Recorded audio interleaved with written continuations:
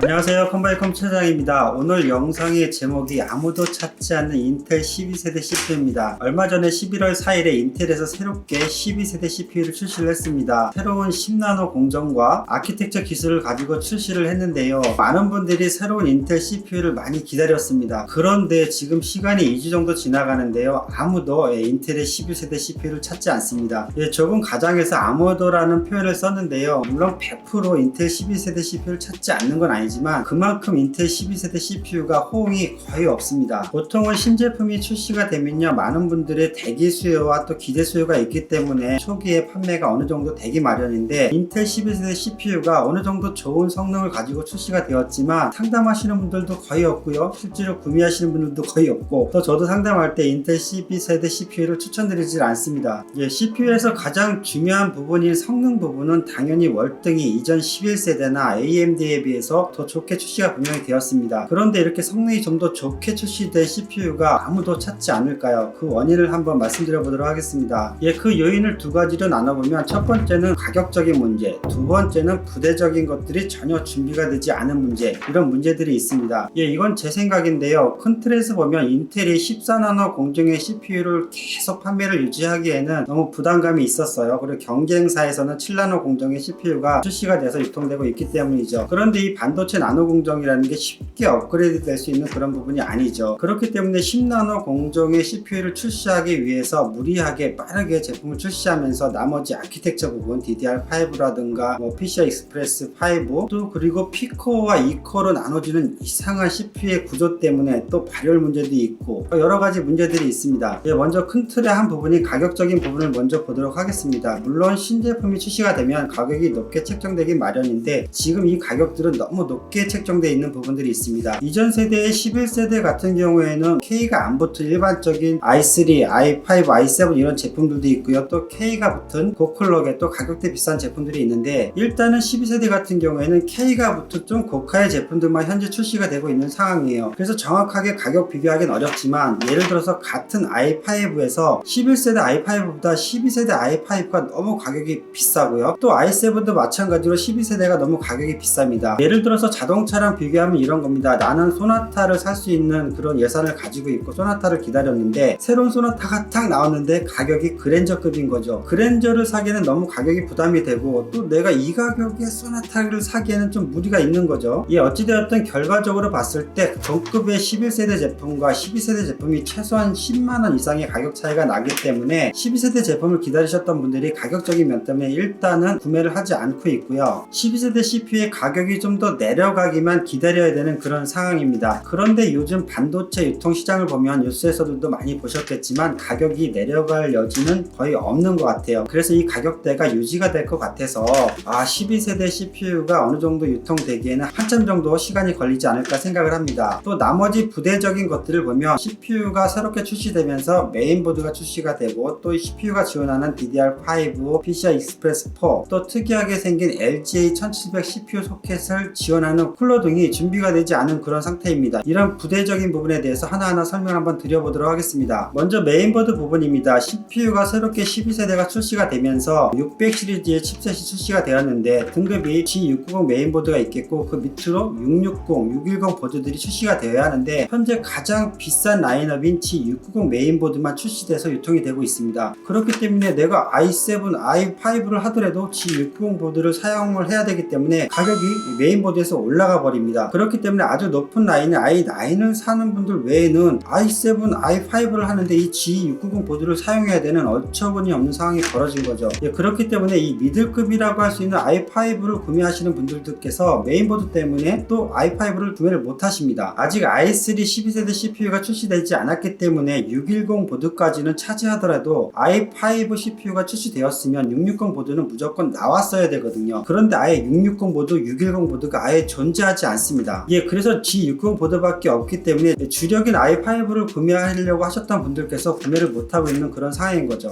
그리고 메모리 부분입니다. 인텔에서 12세대 CPU를 출시하면서 과감하게 i5 메모리를 지원을 했는데요. 이 메모리라는 게 CPU에서 성능을 지원을 해줘야 사용이 가능한 거예요. 그런데 우리가 지금까지 11세대나 AMD 라이젠 같은 경우에는 DDR4 메모리를 사용을 하고 있거든요. 이 DDR4 메모리와 DDR5 메모리의 속도 차이가 무려 50%의 속도 차이가 있어요. 있어요. 그래서 인텔 CPU가 12세대가 출시가 되면서 와, 이제는 DDR5 메모리를 사용해서 좀 더 업그레이드된 성능의 메모리를 사용할 수 있겠구나 이렇게 기대를 했는데, 메모리가 DDR5가 뭐 아예 없습니다. 거의 없다고 봐야 돼요. 특정 업체가 소량 갖고 있는 것 같은데 그거는 유통이 안 된다고 봐도 무관을 하고요. 우리가 샵다나나 이런 다나 검색을 쫙 해보면 DDR5 검색을 해보면 아예 제품이 판매되는 곳이 없습니다. 큰 부품 유통사인 뭐 컴퓨전이나 아이코다 이런 데 봐도 DDR5 항목이 아예 비어 있어요. 인텔에서는 야심차게 12세대 CPU를 출시를 했지만 이 다른 협업이 되는 업체들끼리 준비가 안 된 거예요. 이런 거죠. 나 12세대 CPU를 출시를 할 거고 DDR5가 적용이 될 건데 너네들이 DDR5 메모리를 준비해줘. 미리미리 이렇게 준비해서 이 시점에 딱 같이 출시를 해줘야 돼. 이런 이 부대적인 것들이 맞아야 되는데 전혀 맞지 않았습니다. 이게 어떤 거냐면 인텔이 무리수를 둔 거예요. 주변에 메모리 업체라든가 뭐 쿨러 업체, SSD 업체, 뭐 파워 업체까지도 이렇게 다 같이 준비가 돼서 12세대 CPU를 출시를 했어야 되는데 이 14나노 공정의 11세대 CPU를 계속 판매하기에는 너무 부담이 된 거예요. 그래서 부랴부랴 10나노 공정의 CPU를 출시를 했는데 이 주변 업체들이 준비가 안 된 상태에서 혼자서 앞으로 막 달려나가 있던 거죠.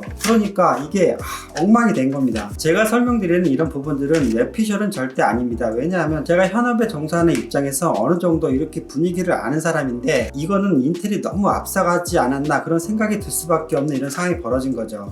그리고 PCI 익스프레스 5.0 부분인데요. 이 부분도 준비가 전혀 돼 있지 않습니다. 그래픽 카드도 당연하고요. NVMe SSD 5.0도 당연히 업체들이 준비가 되어 있지 않습니다. 그런데 CPU를 출시할 때 우리는 PCI 익스프레스 5가 준비가 됐어 이렇게 자랑스럽게 출시는 했지만 좀 전에 메모리랑 마찬가지로 준비가 안 된 거죠. PCI 익스프레스 5.0 같은 경우에는 4.0보다 대역폭이 2배이기 때문에 엄청난 속도 차이가 있는 거예요. 당연히 출시가 되어서 부대적인 것들이 준비가 됐다면 큰 호응을 얻었겠지만 그래픽카드나 SSD 부분에서 전혀 준비가 되어 있지 않습니다. 또 CPU 쿨러 부분입니다. 특이하게 인텔 12세대는 이전 세대와 다르게 LGA1700 소켓으로 구성이 되어 있는데요. CPU가 이전 세대 11세대보다 조금 더 큽니다. 그래서 이전 세대 LGA1200 그 CPU 쿨러에서 브라켓만 변형이 돼서 이 출시한 제품들이 나오고 있는데, 물론 이렇게 브라켓만 변경해서 사용은 가능합니다. 하지만 CPU를 LGA1700을 보면 좀 더 크기가 크고요. 상단에는 P코어가 이렇게 구성이 되어 있고 열이 많이 나는 P코어, 하단에는 열이 덜 나는 E코어가 구성이 되어 있어서 CPU가 좀 더 크게 출시가 되었는데, 이 기본적인 CPU 베이스에 맞게 출시된 CPU 쿨러가 거의 없습니다. 이건 무슨 얘기냐면 기존의 LGA1200 가지고 브라켓을 변형을 해서 쿨링은 할 수 있지만 제대로 된 쿨링은 할 수 없다라는 거죠. 이 부분도 CPU 쿨러를 제작하는 업체들하고 전혀 협업이 되었지 않는 그런 상태인 겁니다. 가뜩이나 인텔이 10코어로 CPU를 제작을 하면서 P코어의 부스트를 엄청 올려놔가지고 코어 클럭을 올려놨죠. 그래서 열이 많이 나는데 이거를 쿨링할 수 있는 준비가 되어 있지 않은 겁니다. 일전에 저희가 테스트 영상도 올려드렸고 다른 유튜버들도 CPU에 대한 테스트 영상을 올려드렸는데, CPU를 테스트를 딱 해보면 P코어 부분은 열이 많이 나요. 클럭도 많이 올라가고요. 그리고 E코어는 그만큼 뭐 클럭이 안 올라가기 때문에 열이 덜 나긴 하는데, 이 P코어 부분의 열을 해소해 주기 위해서는 전용 베이스로 된 CPU 쿨러가 필요하지 않나 저는 그렇게 생각합니다. 어느 유튜버가 이전에 공랭 쿨러 가지고 테스트한 영상들을 올려놨는데 그걸로도 돼요 라고 올려놨습니다. 당연히 되죠. 일반적인 사물을 보고 일반적인 구글링 할 때는 당연히 무난하게 사용을 가능합니다. 또 그리고 가벼운 게임을 할 때는 당연히 가능합니다. 그런데 이 발열이 심한 작업을 할 때에는 이 기존의 쿨러로는 커버가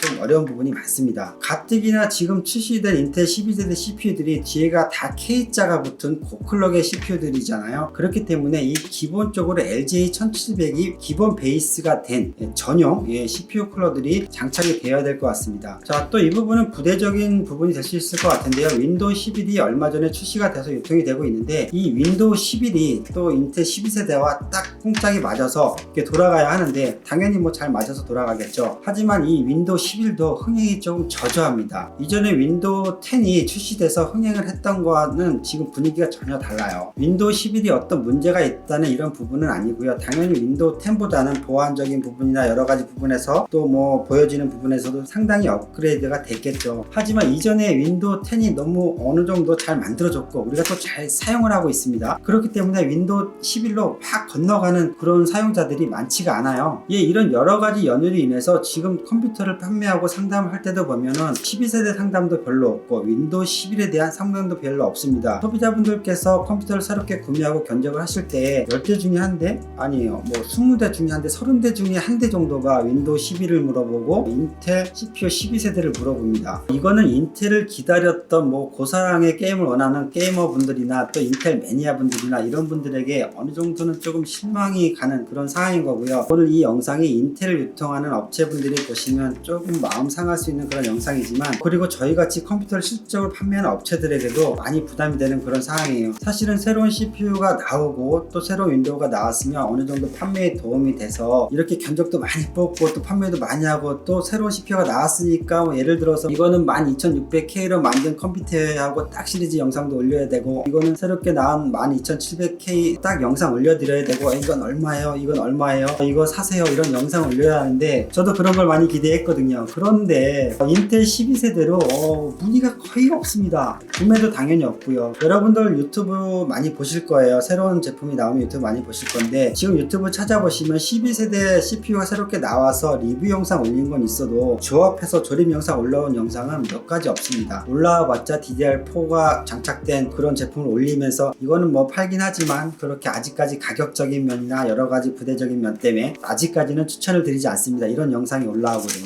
영상도 거의 없고요. 그래서 결과론적으로 봤을 때 당분간은 인텔 10세대, 11세대, 12세대가 다 판매가 같이 될 것 같고, 그 중에 당분간은 아직까지도 11세대 CPU가 제일 많이 판매가 될 것 같고요. 인텔 12세대 같은 경우에는 인텔 11세대와 어느 정도 가격을 좀 준하게 맞추고 또 K가 안 붙은 CPU가 출시가 되고, 메인보드도 등급이 660 칩셋의 보드나 610 칩셋의 보드들이 나와야 될 것 같고요. 또 DDR5 메모리도 DDR4에 준해서 저렴하게 나와야 될 것 같고, 이런 부대적인 것들이 준비가 되어야 하고, 당연히 CPU 쿨러 부분도 전용 브라켓으로 LGA 1700 전용 브라켓으로 출시가 되어야 하고, 이런 부분들이 다 준비가 되어야 인텔 12세대 CPU가 이렇게 판매가 활성화되지 않을까 싶습니다. 그런데 이런 부대적인 것들이 준비가 되기에는 시간이 많이 필요하다는 거죠. 저도 개인적으로도 그렇고 인텔 12세대를 사고 싶은 분들도 그렇겠지만, 빨리 이런 부대적인 것들이 해결되면 좋겠지만 그런 것들은 좀 시간이 걸릴 것 같습니다. 그리고 전체적으로 봤을 때 반도체 부품 가격들은 계속 상향 표준화 될 것 같고요. 그래픽 카드들도 또 지금 없어가지고 가격이 좀 올라가 있는 그런 상태고, 또 수급도 불안정한 그런 상태인데요. 어찌되었든 우리가 필요한 거는 또 구매하셔야 되고 하겠지만, 필요한 부분들 12세대가 됐던 11세대가 됐던 필요한 부분들 카카오톡으로 상담 주시면 그래도 나름 열심히 상담해 드리도록 하겠습니다. 그래도 인텔 12세대 CPU 가지고 딱 얼마입니다 라고 영상을 빨리 올렸으면 좋겠습니다. 오늘 영상 여기까지 하도록 하고요. 다음 영상은 인텔 12세대 CPU를 가지고 딱 시리즈 영상을 올렸으면 합니다. 오늘 영상도 여러분들 컴퓨터 준비하시는데 도움이 되는 영상이었으면 합니다. 감사합니다. 컴바이컴TV 채널이었습니다. 감사합니다.